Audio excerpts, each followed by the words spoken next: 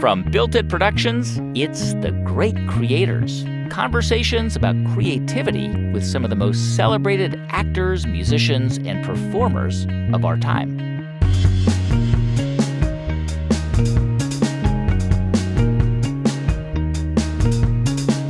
I'm Guy Raz, and on the show today, both members of the smash DJ duo, the Chainsmokers, Alex Pall and Drew Taggart. Well, first of all, we really have motivated each other, and there's been so many mountains to climb, and also a lot of really hard times where it felt like we were the only two people rooting for one another. The Chainsmokers got their start by remixing other people's songs, but it was when they started producing original music that the world took notice. They've had multiple massive hit singles, including Closer and Don't Let Me Down. And their latest album title says it all.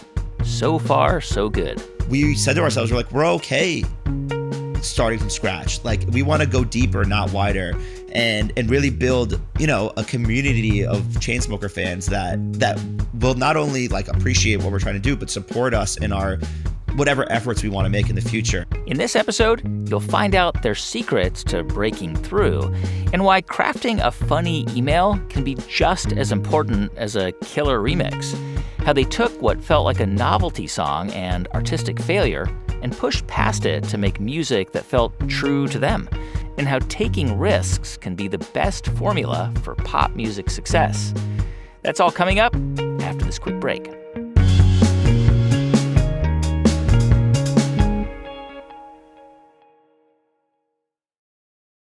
Hey, before we get back to the show, just a quick announcement. If you're listening in the car or on a smart speaker and you have young kids in range, just a heads up that there are a few swear words in this episode in case you want to listen later with headphones or without the kids nearby, but I definitely hope you keep listening either way. Okay, thanks so much, and on with the show. Our story begins with Alex Pall. Before Alex met Drew, he was a kid from upstate New York who made mixtapes on his all-in-one stereo system. By the time Alex went to college at NYU, he was throwing and promoting his own dance parties. I was a, classic promoter in college where, we were throwing events at different, clubs and bars around New York City so that we could, go out and drink for free as, all the things that a kid in college is the priorities were. But I really enjoyed the process of hospitality and meeting new people and hosting them and making everyone feel special. And it was a trip to Bristol to visit my sister at college there that electronic music really came to the forefront for me. I loved the it just felt like everyone was on an equal playing field. We were in this crappy club where there was no VIP, there was no bottle service, there was no, It was just the music and everyone you were with. And I just loved how much fun it was. And I was I have to bring not only the style of music, but this feeling I had on these dance floors back to the US. And I was well, I can definitely throw parties well. And I have that kind of audience built over the years. But so why don't I just step up again as the DJ and kind of play the music that I want to hear and take it upon myself to create this environment. And that's kind of what happened. And it was, really fun experience that I didn't honestly think was going to turn into something more serious. But also, while this was all happening, and this went on for 4 or 5 years probably, I was realizing that I was hitting a wall. I wasn't making music at this time. I was just playing music and throwing parties. Yeah. And that was a really interesting moment, obviously, when I met Drew, because that was Drew was a producer, and that was kind of the initial partnership between us was you make music, I have parties, so I can get us paid so we can survive while you make the music that hopefully, takes us to this next level. It was kind of clear to me that I was cutting my time between two things that I was passionate about, but I was having way more fun doing one of them than another. Which was music. And one was which was music. And one was a means to survival in the city, which was the art world and, showing up from 10 to 6, Tuesday through Saturday. And the other one was what I look forward to every day. I want to pause there and move to you, Drew, for a moment. I know you grew up in Maine. And tell me, I know you were playing drums when you were a kid. Did instruments come easy to you? Were you the kind of kid who practiced and was really into playing instruments or not? I was really into music in general from a very young age, and my parents pulled the insane move of buying their 5-year-old kid a drum set, and had to live with the consequences of that for the next 15 years. And I love them for it, and I love playing the drums. I was never, and this goes with all instruments, except for maybe Ableton. I never wanted to practice. I love to play. I love to play in bands, and I was, shortly thereafter interested in playing the guitar as well. And so I found guitar tabs on the internet and taught myself how to do that. So you grew up in a house, and you're playing drums, and I know that, from what I understand, you really kind of first were exposed to EDM when you were in high school. You went to Argentina to go to high school there for a year, and that was really where you were exposed to electronic dance music for the first time. I grew up in a really cool place. Our public high school had a very popular exchange program, and I wanted to go somewhere Spanish speaking, and I couldn't afford to go to Europe. And so South America is where I looked, and Argentina always fascinated me. And so I think I was 17 when I went there, and I thought I was going to be in Buenos Aires, but I didn't specify that's where I wanted to be. I wanted to be in a city. And they put me in this town called Lago Puelo, which is close to El Bolsón, which is in the middle of the Andes Mountains and is essentially the Maine of Argentina. But one thing that they did have that we didn't have in Maine was a club that, me and my host brother would go to, every weekend. And in that club, they'd play Daft Punk and Trenton Muller and the beginning of David Guetta. And once I heard it, I fell in love. And when I came home, I did all this research about, I was like, I need to figure out how to make this stuff. And I found this program called Ableton Live, which we still use today. Both for producing, and we run our playback on it for our live shows. And I just was obsessed. And there weren't like any tutorials or as many plugins or YouTube videos or even like Reddit forums at that point. So it was really hard to learn. And but I'm thankful for it because I had to teach myself how to use the program. So you were teaching yourself audio production, Drew. And Alex, you're a couple years older than Drew. You were in New York, and I guess sort of Rhett went in a separate direction to pursue other things, and you still had this DJ business called the Chainsmokers.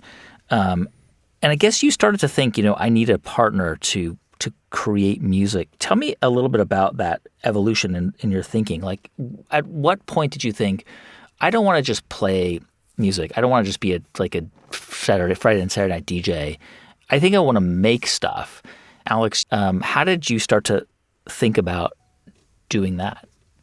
Obviously, like, DJing has a level of creativity to it and curation that's important, but to make something that like truly reflected your taste in music, lyrically and sonically, was something that I'd never really done and was really intriguing and exciting to me. And an intern that was working for our manager at the time, was like, there's this, kid, and I was like also really deep on the blog scene and discovering music. And so I'd seen Drew's, Danconia name pop up. And this is the name that Drew sort of produced under. Exactly. Yeah. Exactly. And I didn't know Drew at all. I just knew this name. And he was like, yeah, this kid's graduated from school. And I spoke to him, and, he's open to meeting you. And that was like really exciting for me because, I think we're still like this, but it's like, I know what I know and I know what I don't know. Yeah. And, and I wanted to work with someone and not hold them back. And I think that's also been part of the good experience with us, which was like, the ways that I've contributed, and we can get into this later too, in terms of musically in this group has been really like interesting over the last 10 years. And in the beginning, it was just like so cool for me to sit there and watch someone, open Ableton up and, just be able to create awesome songs, and when we met, we were so aligned in terms of our different phases that we had gone through musically that it was kind of like, it was bizarre. It was like bizarre fate. It was like, we were very aligned on the things we liked listening to and the direction we wanted to go. And did you hit it off right away? I mean, Drew, you were graduating from Syracuse, and you were, making music, putting it out on YouTube, and, obviously Alex saw it, but neither of you guys were known. You know, and you didn't have a job, and I don't know. And what did he say to you? He was like, "Hey, yeah, I'm a DJ. I do these gigs in New York, and I'm looking to make my own stuff. And do you want to work together?" Like, what was his pitch to you? I remember that, the kid who introduced us being like, "Do you know the Chainsmokers?" And I think I said like I did, but I absolutely did not. But I think that's kind of the beauty of the name. It sounds like something you've heard of before. And I agreed to go to New York City to meet Alex. And I remember we met one night, and Rhett was also there, and I didn't know which one was going to be the guy, but I remember just the energy that I felt talking to Alex. Yeah. I remember going home and being like, I hope it's this guy. And he invited me over to his apartment the next morning, and I think we had like a 2-hour conversation about like maybe 1 hour about like what our goals were going to be. And then I took the Funghwa bus back to Boston, and we just started from there. I was in this position of, it was kind of like I felt like a Hail Mary a little bit, but also there was something intuitive about, just meeting Alex, and I felt like he was the guy. And, from there I would take, the Chinatown bus from Boston to Chinatown and stay with friends and go to walk to Alex's house every single day. And we just sit in his 1-bedroom apartment and just try to make stuff. So, Alex, you had a very sort of intentional and methodical approach to this, because from everything I've read, you had a vision for what you wanted this to be, and I have to assume it's even bigger than you could have ever imagined. We'll get there, but in those early days, like 2012, right, when the two of you started to work together, walk me through like a typical day. And you were sort of learning from Drew, like you were learning the production process, and then you would teach Drew about how to DJ eventually. So you both had these different skill sets. Yeah, one part went way faster than the other. So, I mean, it was really funny. So, when I met Drew, and he's, I remember going to the gallery and talking to the director and being like, hey, so after 5.5 years, I was like, I think I'm going to quit and pursue this music thing. And they were like, are you crazy? They were like, well, you can always come back when it doesn't work out. And they were supportive, but that was kind of like putting myself in a position where there was like no way to fall back, And I think there's something about putting yourself in that, like Drew said, kind of that Hail Mary back against the wall, it's do sink or swim, that like really motivated us. And so, Drew would come over every day, and I think I had some terrible ex-girlfriend at the time that was like floating around. Yes, you did. And we would just like sit there, and it was like almost like a day job, like from like 10 a.m. to like 6 or 7 p.m. And we would just kind of like play music, start working on little ideas. And I think in the beginning it was like really kind of derivative stuff. Like we were making stuff that sounded like Zed or like Skrillex or like Avicii, and kind of trying to find, what that magic was that could be the Chainsmokers. And we kind of like, in this really random way, stumbled across this song by Yonsei called Around Us, that became kind of I would say the first aha moment that we ever had, where Drew was like, I love this song. I think, we don't need stems because there's no percussion in it. So I can kind of like give it a serious facelift just based on the MP3.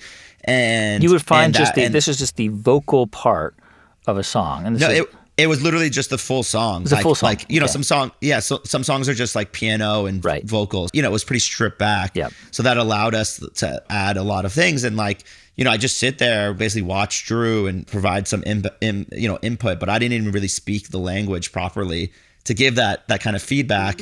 And I remember, though, when we had our first show, we were opening for Time Flies, this great band at Terminal 5, and they sold it out. We didn't sell a single ticket, but they let us open. And the night, I think, of that show, I was like, we made a bunch of edits and bootlegs and things that, DJs do to make your show unique. Yeah. And I literally showed Drew probably like 5 hours before the show, how to DJ. Yeah.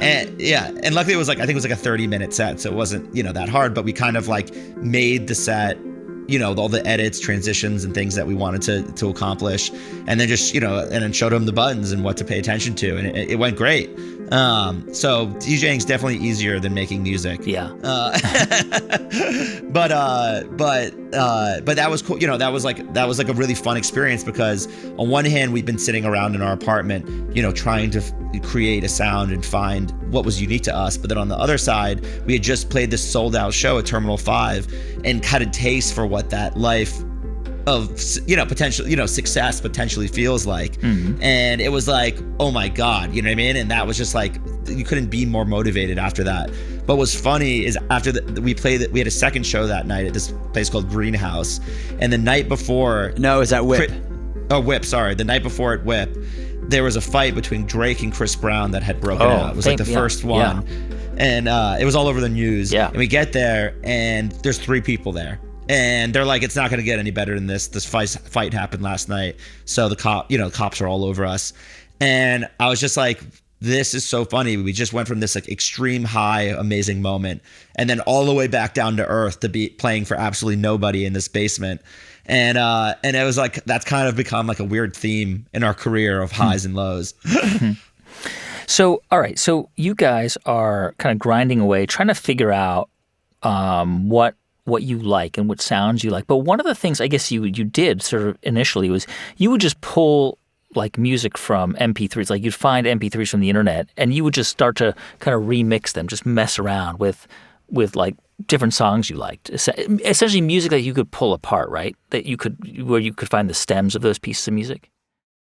Yeah, so essentially Alex would go, or both of us would go on Hype Machine, which was a very popular blog aggregator back in the day. And, we just loved to find new songs there. And it was primarily like more indie, alternative, electronic. Yeah. It wasn't so much pop.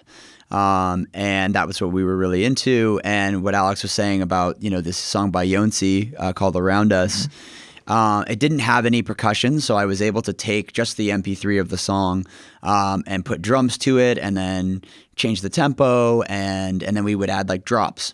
So kind of like our aha thing there was everyone in the dance music genre was remixing pop music, but we and just loved posting it on that site. So that part's the kind of crazy growth hack part that Alex is better than anybody at. Every college kid looked at Hype Machine. Yeah. And how the chart worked is your chart position was determined by how frequently you were posted by the blogs that Hype Machine would comb music from, and then how many times you were liked once you were on that chart. Yeah. And so basically this little system that we would run is we'd find a song we really loved, and shortly after the Yonsei remix, the song Around Us, goes number 1 on Hype Machine. And Yonsei, I should mention, is probably best known as the frontman for the Icelandic band Guy Raz. And I from what I've heard, he's kind of notoriously prickly, right? That sometimes he can be a little prickly. Did he ever hear your remix? Like, what was his reaction? I don't know if he ever heard that, but he came over to my house like 5 years later. Wow. And he wanted to know how we made roses. And wow. So and I think we went to the studio actually after that too and did a session, but I can't remember what came from that. But I didn't find him prickly at all. I found him very wonderful, and I'm also a massive fan. Yeah, of course. He's incredible. I mean, because you would just take music that you thought was interesting and remix it, right? You don't need permission to do that. Technically, you don't.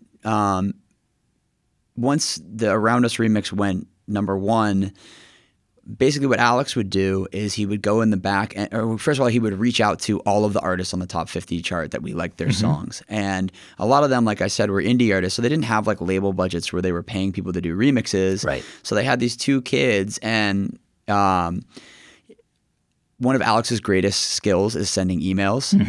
And he just sends the most like humble, hilarious, like kind of Hail Mary like intro type emails that people take notice of, and we can talk about how that's influenced where we're at in our career now.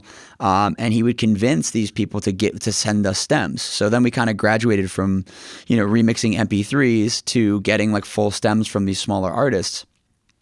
Then I would work on this remix, and we would try it. We kind of had what our sound was. It was all like 128 BPM. That's kind of where dance music was at, tempo wise, and we had this like indie feel to it. And so, like every 2 weeks, we'd put out a new remix. I would make this thing in the 1-bedroom apartment, and then Alex would go in the back end of Hype Machine, and he'd find every kid that wrote for every blog that they pulled music from, and he'd write these hysterical personalized emails to all of these kids.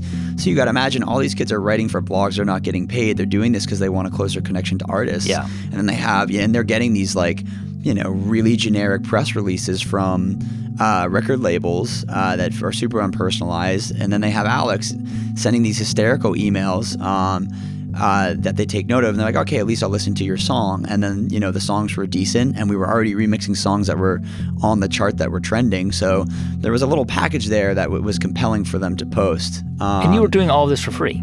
You weren't making any money on this. Yeah. It was just like, hey, can we do this?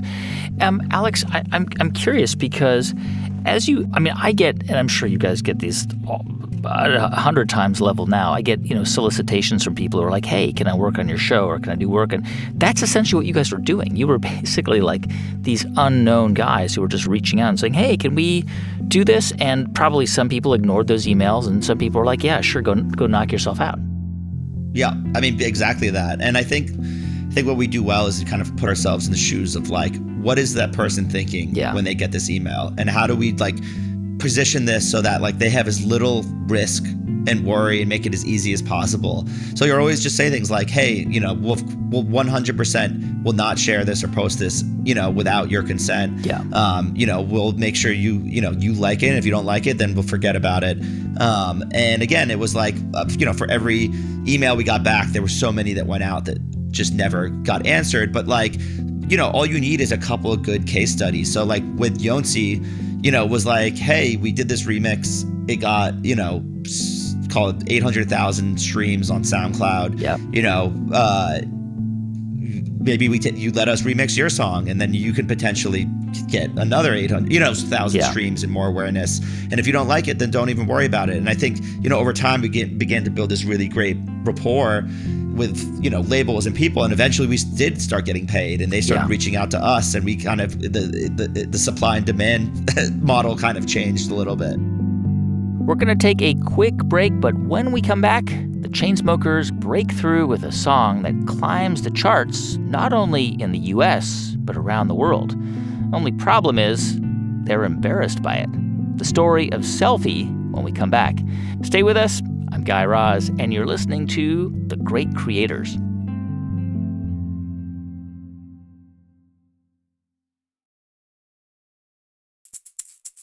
Hey, welcome back to The Great Creators. I'm Guy Raz. So while the Chainsmokers were dominating the online remix world, they started making original music and hit it big with one of their first records, a novelty song called Selfie that pokes fun at women taking photos of themselves at a club. I know that you guys are probably about a year and a half into your collaboration together. You did have a hit, a success with a song called Selfie, which I know you guys are sort of embarrassed about now, and I've read that it sort of makes you cringe, but still, you got a lot of traction from the song, and anybody who knows that song knows it's kind of a novelty song. You could have been, and probably were destined at that point to kind of be like a novelty act, and that was it. Like, in a sense, were you worried at the success of that song? Were you worried that maybe you had peaked at that point and you wouldn't be able to recover from that perception of being a novelty act? We were pretty resilient in knowing what we wanted Chainsmokers to be, but it was a very confusing time, a very confusing experience. Essentially we made Selfie. We had all these bloggers writing about our remixes at this point. We had this really cool indie electronic fan base, and we had started touring a little bit out of New York City. We were going to colleges, we were going to DC, we were going to like Florida, and it was cool. And then, we kind of made this song as to promote our first night at Live nightclub in Miami. That was literally we thought that, we'll post this and all the blogs will write about it. Then they'll write about our show and people I don't know what our thought process was there. And we put it out and everyone was like, this song is hilarious. And it sounded nothing like anything we were making at the time. And that was a really, and I don't know if the decision to embrace the success of that song was harmful or helpful to us, because we went from having this cool, what we thought was, big fan base at the time, to having this massive song that no one respected. All of our idols, all of our peers in the dance world, people that we looked up to, thought we were like the laughing stock of EDM at that point. And, I think, did I don't know did if that matter to you? I mean, I know Dead Mouse tweeted out, the only thing that you guys in EDM have in common is cancer at that moment. And Porter Robinson, DJ, people were kind of, did you guys, did that hurt, or did you think, what, let's just. Yeah. To this day, those two are like two of, I've always looked up to them as producers and artists, and especially Dead Mouse. I was a massive fan of him. And, we knew it was cringy, and I think that was what makes it hurt a little bit more. Yeah. But there was a moment when we were I would say there's probably 2 weeks where that song was cool, and then there was another 6 months or 8 months of playing that song. But everywhere we played it was people loved it, and we were traveling the world, and finally in a position where we actually really didn't have to worry about how we were going to pay our rent next month. But what happened is somewhere along the way of the life cycle of anything, it was just you got to that point where you were like, what is going on right now with this song? You know what I mean? Now we're actually having to start meeting people that we admire and hanging around at festivals with them, and this is our crown jewel right here. And that kind of sucked, but we always believed in ourselves. At no point did we not think we had more to offer, but we began to realize and be more self-aware of what people thought about us. And we were kind of stuck in this weird position where we knew we had more to show, and this wasn't a song that was indicative of the type of artist that we wanted to be. But that's all people really had to go on. And some people thought we were two chicks. People didn't even think we were, they thought two you guys. were the voices. The girl. Yeah. And I think, there were just certain things we did around it from a promotional aspect that I think just went too far.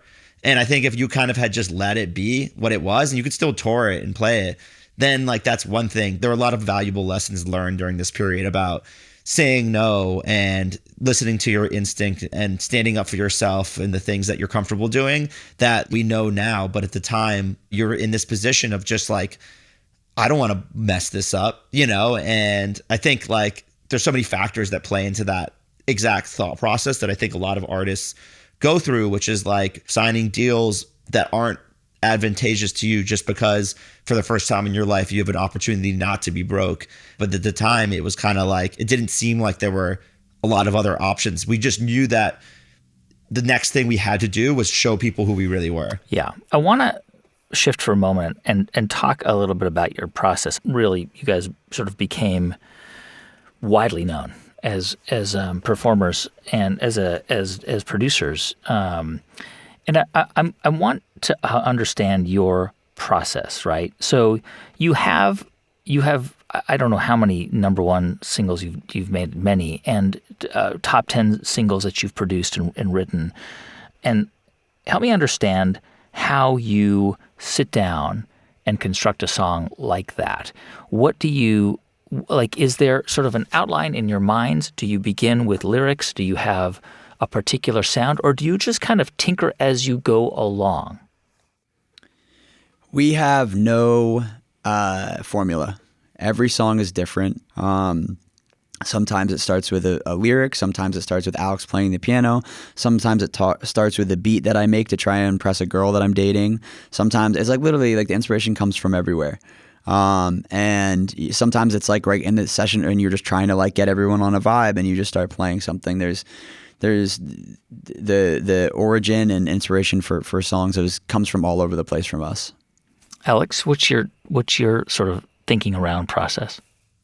Yeah, I mean, he's spot on. I mean, there's not a song that we've done that feels like it's replicated the process of another one. In those 2 years of remixes, we were like preparing ourselves mentally to like break out and start original music. And that was like a really interesting conscious decision, because we were making really solid money to do these things, and we were getting really solid plays, and people really were taking notice of them. And we kind of said, like, that's it. No more remixes. We're spending too much of our time and creative energy on these remixes instead of focusing on what our sound is going to be. Yeah. And I think we've done enough of these now where we understand what people are coming to us for.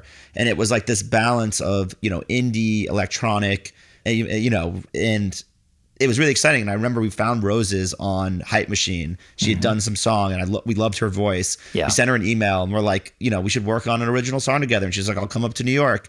We went into Drew's apartment, and I think Drew had the first chords you hear in Roses, and it just started. I mean, it was like the craziest thing I'd ever witnessed. And at this point, I was still like very much learning. I definitely wasn't songwriting. I feel like my role at this time was like more of a Rick Rubin. And Rick Rubin, of course, the founder of Def Jam Records, who sort of discovered the Beastie Boys and Public Enemy and several others. This is a very generous thing to compare myself to at No, that okay. time. It's all right. But just from a practical standpoint, you know, of being like, that sounds really good, or you're overthinking this, or that what you did back 10 minutes ago is the direction you should go in.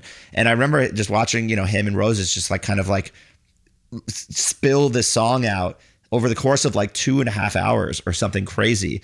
And like even recording the full vocal in the bedroom and then the drop.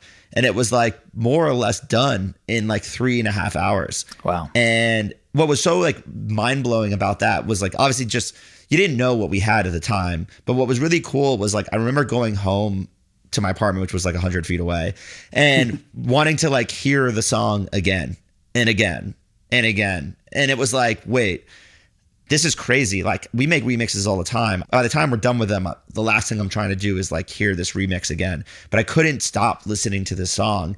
That was like a really unique, special feeling. And to this day, you know, it's like something that we think a lot about, which is just like, you know, after beating a song to death, like how much do you want to hear it? And, you know, but we believed in this vision, and Roses kind of became the backbone for what would become, you know, the greater vision behind the Chainsmokers. Drew, how would you describe the sound that you were and are going after? It can be anything, but like it needs to, you just get this feeling where you're like, that has to be something, or like we need to see what that can be. On this album, So Far So Good, Alex and I and Ian Kirkpatrick and Emily Warren and Wheaton sat around in Hawaii for a week and just listened to stuff that we loved. And we'd hear something like, oh, what if we did something like that? And obviously our interpretation ends up sounding nothing like it. And that would kind of, like, we get like a little idea of something or say a couple lines. And then as soon as it became like predictable, we just completely flipped the script on it, which was really fun. Like we have a song called Maradona that is this really kind of dreamy, like Postal Service beat that starts. And then we're like, okay, what would happen now? Okay, let's just throw a random Fat Man Scoop chopped up sample over it. And I think that's what's been really stimulating for us now is as soon as something feels a little safe, fuck it up. Yeah. Yeah. And I think, like, to add to that, like, one of the last remixes we did going back was this Anna of the North remix of this song Sway. We'd probably done like 40 or 50 remixes at this point. And, traditionally dance is in the 128 BPM range. And Drew just was like, I'm going to make this song like 100 BPM. And it was like kind of, I remember the time I was like, but how are we going to play this? Like, this isn't like what we've been watching at every festival, Daft Punk doing whatever the hell they want. But what was the thinking before you did that song? What did you think it had to be? How many beats per minute in order for it to be a danceable song? Everything at that time was, I'd say probably like 90% was EDM, so it was 128. Everything was 128, with the exception of Skrillex and some of the other people that are innovating in like in dubstep, which was like, anywhere from 140 to 150. And then... Right. But you were slowing it down on the song. You were going the opposite end, opposite direction. I think that's kind of, it was a cool area that it felt, we're both really, we're also really into pop, especially at this point in our career. Yeah. A lot of those records were closer to that tempo. And so, I think while our genre that we belonged to was in the 128 realm, what we were like really big fans of was, all over the place. And so that's kind of, I think, what led us there. And then through that, I think, you kind of build confidence in terms of like taking riskier decisions. And I think that's something, like you said, even to this day, we put a lot of value in, which is like, if it feels safe, go to the other direction. And I think that's hopefully, and that's not always how, if we talk about some of our other moments in our career, I think we became a little derivative of ourselves and too safe. And, and that's a whole other conversation. But well, I'm curious. I mean, I think derivative is also a kind of a tricky word, because everything is derivative ultimately, right? Yeah. Every piece of music is inspired by something else, and I think it's a pejorative word, but it really means inspired by it, depending on how you frame it. I was listening to, just the other day, I was driving, and Drake's song "One Dance" came on, and it's a beautiful track, and there's a moment in that song where you hear that sort of that North African, that sort of that guitar, right? Yeah. That I can't think of the exact instrument, but there's very sort of North African, kind of West African sound in that track, and it's a beautiful song. And there are elements in so many of your songs that just sound like everything kind of fell into the right place, whether it's Closer or Don't Let Me Down or this or Paris. Just everything kind of just falls into place. And I wonder, when you write a song, right, how do you know that it's right? You really can only control how you feel about the record. And again, like one thing that we're just really, we think about a song like Roses, it's just such an atypical structured song. It starts with this beat that never comes back, by the way. Like those chords don't really ever, I don't think they ever like really come back. There's one verse in the song, never comes back. Then it goes to this kind of half hook thing, and then a long vocal glitch sound, and then a drop, and then a weird post drop, and then back to that kind of half hook thing, and then another. It's a very strange thing, but it just felt right taking that song that way. I'm still shocked that song was like a radio song, especially at the time. We've fallen victim to making things being like, okay, cool, if you like this from us, then we're going to just do it this way. And in times that we haven't felt so inspired, I'm really glad that we're not there right now, especially on this whole album that we just made. It gets to a point where it's like, if it feels too safe or it's not fun, we kind of have this bar or this like threshold where it's like, okay, this works, but it doesn't like get me high yet. And when you're writing something that you really believe in, that is the best high of all time. And I think that's what we're always chasing. We're not students of music other than our experience in playing it. And so we have no awareness of the rules. It's always just kind of how it feels to us personally. Alex, are there times where you've written something, the two of you've written something, and you think it's just incredible and it just doesn't resonate?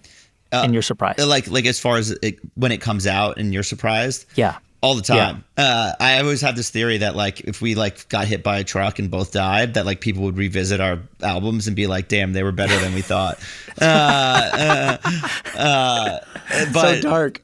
Yeah, it's so dark. I mean, I really love there's the period that Drew just mentioned where like I don't think we were as inspired and we were kind of worn down and didn't have the time to devote to our music that I think we used to. And I don't think that's the case with our last album. This is sort of like, I guess, in 2019, right? When you were just playing gigs all the time. You were in Las Vegas, you had a residency, right? Yeah. So, I mean, I guess to kind of like give some context, like, we did the growth hacking hype machine thing that was really like effective in our remix days. And then when we started making original music, we decided that, well, first of all, Spotify was brand new. It was like this brand new, really important streaming. What the hell is this? Playlisting, a kind of a scary thought. Like I remember our manager calling us on tour while we were on this little tour and being like, so you guys can't post on SoundCloud anymore. Everything's going on Spotify. And I was like, are you out of your bloody mind? Like that's where all of our fans are. You know what I mean? Like, what do you like? Yeah. You're gonna destroy our career, like, you know. And I didn't really understand, you know, obviously what Spotify was going to soon become, and you know, but what we recognized very quickly with streaming and playlisting was that, and just the old model that artists followed was the album cycle was kind of a thing of the past. The idea that like a new artist should, you know, put out an album that only 1 or 2 songs would get any attention and then disappear for 2 years was crazy to me. Like, and we kind of recognized this through our remix strategy, which is like every 2 weeks we put out a remix, and we never gave people time to miss us or go, you know, and they were always paying attention to what we were doing. So we kind of came up with this, the rolling album concept, which was releasing a song every 4 to 6 weeks, basically forever. We did this for like 7 or 8 years, and it's a hamster wheel. Yeah, which is crazy. And in the beginning, it was really effective because, you know, we had people's attention and the music, you know, we had the time to make the music, and we were super inspired, and we weren't touring that much yet. And it was really effective because we grew exponentially faster, and it really fit into the framework of what Spotify and streaming was. But, you know, fast forward to like 2019 and 18, you're playing 190 shows a year, and you don't even have time to come up with a cohesive idea around what the album is. And I think Sick Boy is a great example of this. Sick Boy started out in this really dark place that was very like autobiographical for both of us, and then by the end of the album we were like happy again. And so it's like, you know, it's great because it's chronicalized, and you could see that progression and evolution happen over the course of it, but like it's not a cohesive thought really. And that's when in 2019, in the middle of our World War Joy tour, we kind of looked at each other, our manager included, and was like, we need to pump the brakes and, you know, reset ourselves and get back to, you know, making music that we're inspired by, and give ourselves time to rest and heal and be really excited about this next chapter. And that was kind of a really important moment for us. We're also going to take a quick break here, and when we come back in just a moment, the Chainsmokers discuss how important it was to stop touring and take a minute to find their own sound. And for Drew, it meant literally finding his voice. More on that in a moment. Stay with us. I'm Guy Raz, and you're listening to The Great Creators.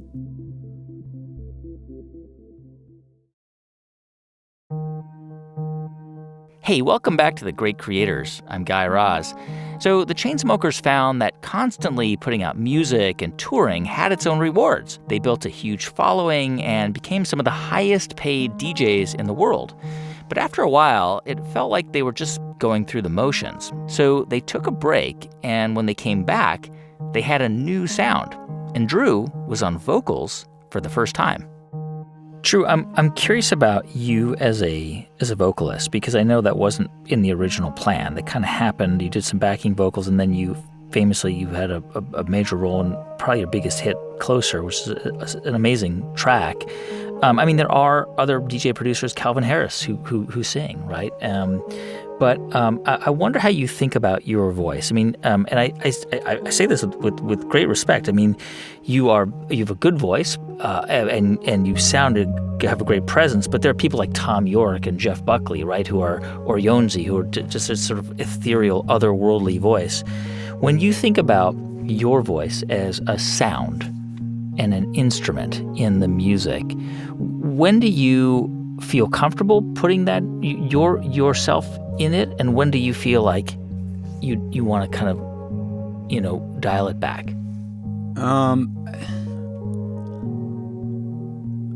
I'd say I think about my voice, and you know, Alex and I have actually had like a lot of discussion about, you know, the character that is my voice, especially on this album. Emily Warren's also been very vocal about just kind of the character that is me on the record, and I think the most special version of that is something that resembles the way I'm talking to you right now.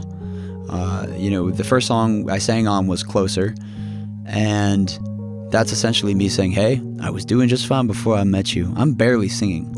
And I think that's like a really it has been like a very unique thing for us to add to our music. And over the past, I guess, 6 years since then, my voice has developed a lot, especially on So Far So Good on our new one. Taking 2 years off really gave me a lot of time to experiment with my voice and how I process it. And, at the end of the day, Alex and I, we started as just producers. And so we think of everything, including vocals, as just another instrument, kind of like you said. What we realized too is, especially with Closer, and we kind of carried the same thesis through, which is like, these songs are personal to us, and they should be sung by the person that they're talking about, and when we've taken, very occasionally taken outside songs that say we didn't write or have a hand in writing. Yeah. It's hard to feel the same thing about those songs. You're like, this isn't a story. I can probably find something in my life to make this song relate to, but like, I didn't write this song, and it's not about anything particular. And, Closer was a song that Drew wrote about his life, and it was like, this has to be sung by him. And I think that resonated with people. And with So Far So Good, it was like, there are a lot of reasons we play as a band now. It's weird to have, to go out and play a song as a band without a female vocalist there. Obviously there are tricks and stuff, but for the most part, this is such a personal album about so many personal things that it didn't feel like it required the help of anyone else. And I think, we love doing features and learning from other amazing artists in that creative process. And like Drew said, we'll definitely return to that. But I think like the best Chainsmoker package is one that is entirely us. Help me understand your sort of both your professional and personal collaboration, because I think it's obvious the two of you are close. You like each other. You like each other's company. I think you even quarantined for part of the time together working on a record. So you spend a lot of time together, and you still have this very fruitful and creative partnership. First to you, Alex, what do you think explains it? I mean, why do you think you and Drew work so well together and like each other? We're really lucky in a lot of ways, because we've always wanted to see how far we can take things. We've always been super aligned on, our work ethic and our ambitions and the things that are interesting to both of us. And that's just kind of luck. Like, we don't have to like force each other to get into something that the other person's not. And I think that plays a huge role. But I think also just, we're not ego-driven people. Like, we're very open to criticism or comments and feedback on things, and I think we're like respectful of each other in that way. Like, we never lived together because we spent enough time together in general, but I think we recognize like how unique an opportunity it is to have met each other and be so similar and different in a lot of ways. And I think, to the point of, Drew is like an incredibly creative person that has, his process of doing things. I'm like super highly organized and communicative, and some reason these two things balance out. And it's like, I think, back to the remix days of like, we're both sitting in the same room, listening to the same speakers. Drew's working on a Phoenix remix, and I'm compiling a list of 700 blog writers and blasting out a little remix. Meanwhile, Drew's asking what I think of this melody, or I'm hearing something that he might have glossed over and saying that sounded really good. And it's all like happening at the same time. And I feel like that's, carried over into all these other businesses that we have together. We're really lucky to have that, because I see, other groups not working out that could have been something amazing potentially. But, you need to have those conversations still at the end of the day. And it's important for us when we sit down and we're like, hey, where's your head at right now? Yeah. You know what I mean? Like, what do you want to do next? What are you not enjoying right now? And, and get aligned on those things. And generally speaking, we're always on the same page, which has been really, really fortunate. Drew, what's your take? Why do you think, it's a lot to have a business partner and a creative partner and a friend all on the same person. Why do you think it works? Well, first of all, we really have motivated each other, and there's been so many like mountains to climb, and also a lot of like really hard times where we were like, it felt like we were the only two people rooting for one another, And I think, after a decade of that, you become really secure and kind of like what your role is in the partnership. And we both become extraordinarily better at listening to one another, and also, having more EQ and awareness about how the other person is probably feeling, and thinking about being considerate about how we can kind of ease that if it's not great, and support that if it is. And it gets better every year. And what's been really, I think, we're ambitious people, and I think what we've also, we have this TV and film production company. We have our venture capital fund called Mantis. We have our tequila company called Haha. And we've kind of like jumped in. All those things feel like inherent extensions of who we are. Mm-hmm. But with all of them, like, we had to jump in the deep end together and figure them out from ground zero. So, even when we were, experiencing success with our music, we then started at the bottom with some other business. It sounds to me like in order to grow, musically, in order to sort of stretch the boundaries of what you are capable of, you have to take risks, and some of those risks might mean that you won't make a hit record, and people might not like what you put out. But I feel like that's kind of a necessary risk to take, don't you? I think like you have to be very honest with yourself about like what would make you happy. You know what I mean? At the end of this project, and I think for us, so far so good. It felt like we were starting out as a new band, like a brand new band that had never had any success before, and we were finally afforded the opportunity to make a cohesive project that we were proud of, start to finish, from top to bottom. While you always want your song to be heard by as many people as possible, and you want to play a show and have everyone screaming the lyrics back at you, we said to ourselves, we're like, we're okay starting from scratch. Like, we want to go deeper, not wider, and really build, a community of Chainsmoker fans that will not only like appreciate what we're trying to do, but support us in our whatever efforts we want to make in the future. I feel so pleased with how the last album turned out and how it was accepted by people, because we did take some like really bold risks and weird turns on this album, and we weren't thinking about every song as a potential radio song or anything like that. And so I think like you kind of have to come to terms also with like where you are in your life, where you fit in this ecosystem. Like, if I was to wake up every morning and be like, why am I not like Harry Styles? Like, I would be upset every morning. Like, like there's just not, that's not, I'm not going to wake up a morning and be like, there it is. But that's okay. And I think, there's a place out there for the Chainsmokers in the future where, we can be a band forever making exciting music. And I think, given our genre, it allows us like so much flexibility to really go in any direction you want, from ballads to dance records to, more pop leaning sounds, and, to be able to go into the studio every day and not feel any pressure on yourselves and just allow yourself to create whatever happens to be the mood of that day. And we're not always aligned on that stuff. Like, I can't come in and force Drew to work on a song that is happy if he's not feeling happy, but that's kind of the beauty of it also, which is like, it's when you both align on something and you're like, let's go. And then, 4 hours later you have this awesome thing. And, and I think that's what I'm personally looking forward to in the future. Drew, what's your take on pushing boundaries and even sometimes taking risks that might fail, that might result in music that people don't like? I don't know how to make music any other way than the way that we make it. That's kind of a funny way to put it, but I don't. The way that Alex and I work is we, we're also we're massive music fans, and we're always being inspired by new things that are being created or old things that we're rediscovering, and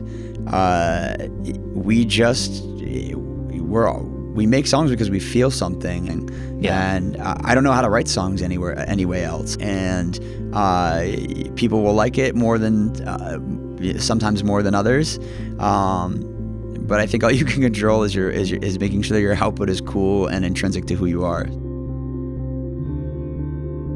That's the Chainsmokers, Alex Pall and Drew Taggart. Their latest album is called So Far, So Good. To find the show notes for this episode, go to thegreatcreators.com/Chainsmokers. You can find all our episodes at thegreatcreators.com.